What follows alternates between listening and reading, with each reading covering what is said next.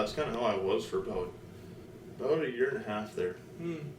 It was a and lot. you were creating content throughout all this. Mm-hmm. What was the difference that you saw in like your ability to make others laugh by not laughing yourself? Did you see a difference? I mean, not like a crazy big difference. I guess my comedy changed. Okay. That's for sure. There was kind of a real dark side to my humor, Mm. and a lot of that was because of stuff that like I had going on. Mm-hmm. Like that's just kind of like where I got my inspiration from. It was just Okay. like, yeah, that's a pretty. I tried to kind of like make others laugh about like stuff that I had going on, so it made me feel like, okay, well, I can still make people laugh. I should at least feel good about that, you know. But I mean, I couldn't make myself laugh. I couldn't enjoy other stuff. So it's like, well, this is kind of how I'm gonna rock and roll until I can figure out what I got going on. Mm-hmm. But yeah, I mean, it was a real dark side of my comedy, I suppose. I mean, I was laughing about stuff like you shouldn't laugh about.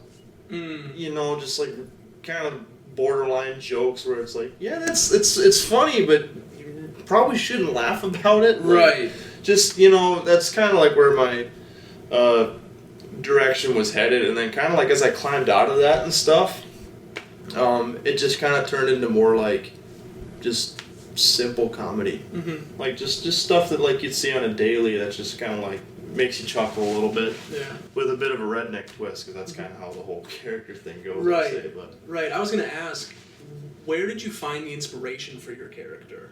Because I don't find anybody else really like you on social media. I mean, you're a pretty unique presence. Yeah. So where do you find that? It's different. I mean, I find it. I kind of found it all over the board. So I mean, there's a movie that came out. I would have been like a freshman in high school when I first saw this. It was Tucker and Dale versus Evil, and it's about these two Canadian hillbillies, and you know then they bought this dream home, and it's like a total wreck of a cabin. Like they're just like, man, it's a mansion, dude. Like they think it's like crazy cool, you know, but it's like a run down mansion. It's a big building, but it just looks like it hasn't been taken care of in forever.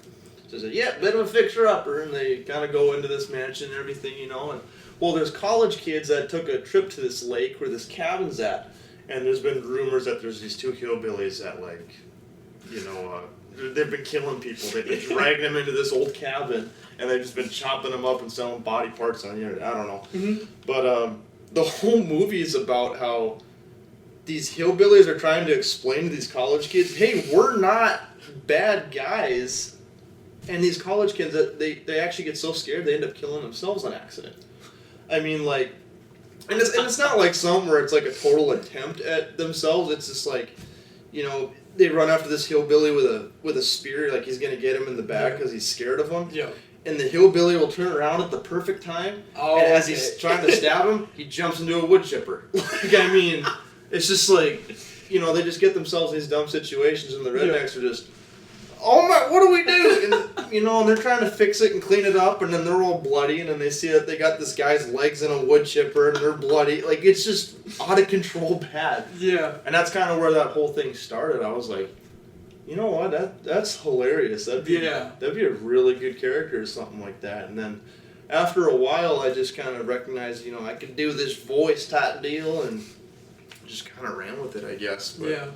I would say a little bit from that, and then just kind of like country music stars. Like, I mean, if you watch like Luke Combs interviews, people just kind of laugh because like just his story was just so crazy. Yeah. But to him, it was his story, so he just tells it like that's what happened. Yeah. But they're all like, yeah, it's pretty crazy that happened. You know, right. Just I don't know, just kind of found a lot of interest in how that whole side of comedy works. Jeff Foxworthy, Larry the Cable Guy. Yeah, 100%. They're hilarious. Mm-hmm.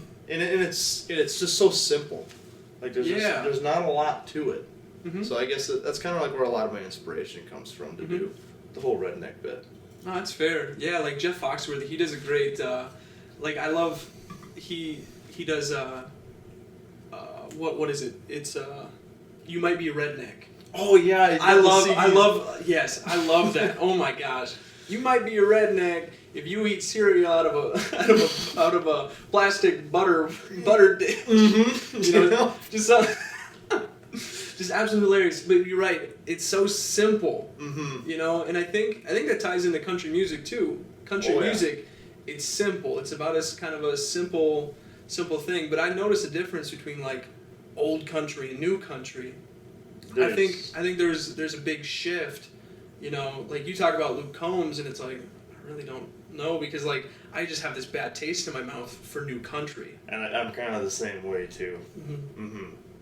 Yeah, it's definitely changed a lot. I mean, you listen to the old legends like Merle Haggard, Waylon Jennings. You know, some of those bigger names from like the '70s, maybe a little bit of the '80s as well. Mm-hmm. Their whole like lifestyle, I suppose, it just seems like it was all about growing up with like absolutely nothing. Mm-hmm.